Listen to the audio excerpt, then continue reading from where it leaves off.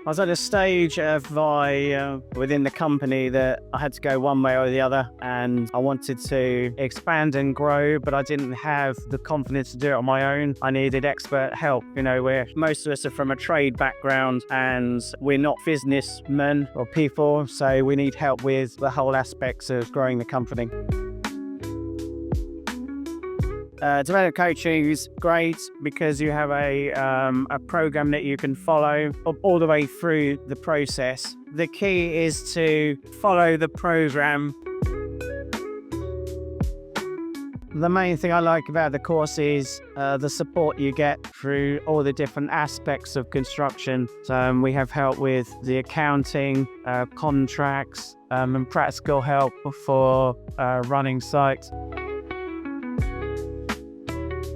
I think coaching is essential. Even the coaches have coaches, so there's no way you know everything on your own. You can get a certain amount from learning online, but you can't beat having practical help from other people in your situation.